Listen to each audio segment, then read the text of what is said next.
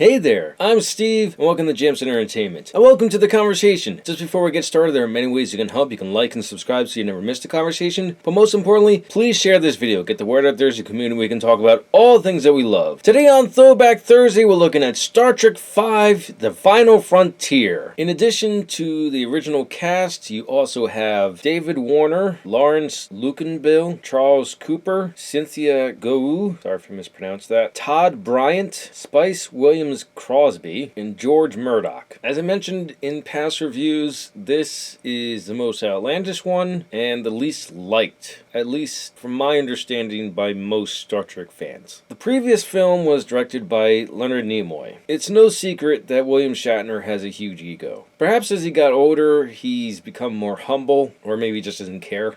But William Shatner directed this one, and I can only imagine it went something like, Leonard directed one, my turn, mine's gonna be better. This is a comedy. This is a straight up comedy, and it's said that at some point franchises become a parody of themselves. This is that movie. I don't know if it was Shatner's intention to make this a comedy, but it's written like a comedy. It's shot like a comedy, it has pratfalls like a comedy, and the story ultimately goes nowhere like a comedy. The movie starts out on this deserted planet called Nimbus 3. It's in the neutral zone, and it's said that this planet is supposed to be a completely peaceful planet among all aliens. Representatives from Klingon, Romulus, and Earth have been sent here as ambassadors to create a civilization of peace and understanding, and all three governments has kind of left this by the wayside. So the planet is really filled with abandoned people that are desperate because there's no real resources on this planet. And there's one city called Paradise City.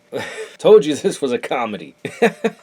You're introduced to Sybok, who you later learn is Spock's half-brother. He was seen as a prodigy in his youth, but his studies led him down a different path. Most Vulcans follow the path of logic, and Sybok decided to follow the path of his ancestors' emotion. His whole thing in this is, I'm out for the ultimate knowledge. I wish to speak to God, and he needs a starship to get there. So he bands together the people of Nimbus 3 to take over the city of Paradise, to lure in help from any of the factions that left people here. That works, but let me get to the actual good parts of this movie. And those are when Spock, McCoy, and Kirk are camping in Yosemite Park. They're introduced through Kirk climbing a mountain freestyle. So it's just him, chalk, and the mountain. Spock and McCoy both point out the dangers of this. Spock by wearing rocket boots, flying up and conversing with Kirk about it, and McCoy scolding Kirk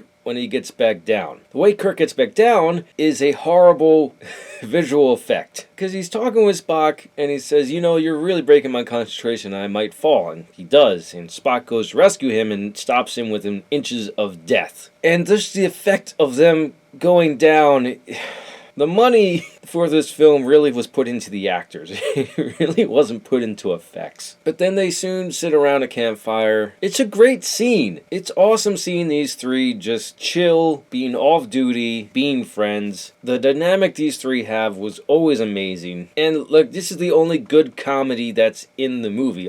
Everything else falls flat. Spock, still not quite who he was. He's still rediscovering himself, so he's taking everything literally. Kirk and McCoy trying to lighten him up, trying to teach him how to relax. But Spock has to do his research. He reads up on camping on Earth, what people do and stuff like that. And he has this device that prints out, I guess, and it's a marshmallow. For some reason, it's written in there as marshmallow. Maybe in different parts of America it's called a marshmallow, but this movie is the only instance where I've ever heard it called that. And in Spock's research, he also discovers that sing-alongs are done around the campfire. And like I said, this is just a great scene, because Spock, he knows what to do, but he doesn't know why to do it. And Kirk and McCoy trying to explain that, it's just funny. In fact, it would have been really cool if the movie was just the three of them.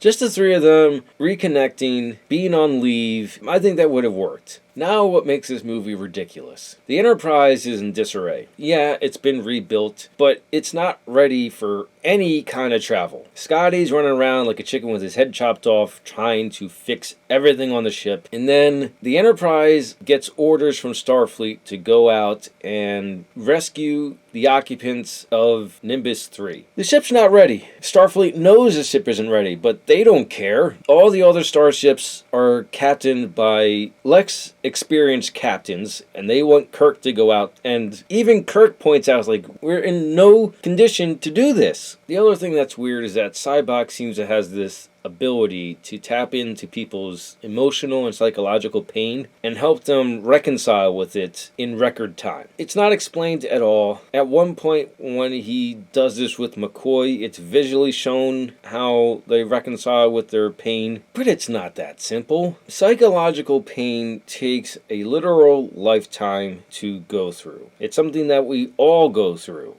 Like I said, this movie's ridiculous. There's also a villain, yes, it needs air quotes, Captain Claw, Klaa. He just wants to attack a Federation ship. Now, it only makes sense as far as the Klingons are the Federation's enemies, and he's a young captain, and he wants to make a name for himself, and he notices that Kirk is out there. It's like, oh, if I can take down Kirk, I'll be the greatest Klingon to ever live. There's another part of this movie I forgot to mention that's absolutely ridiculous.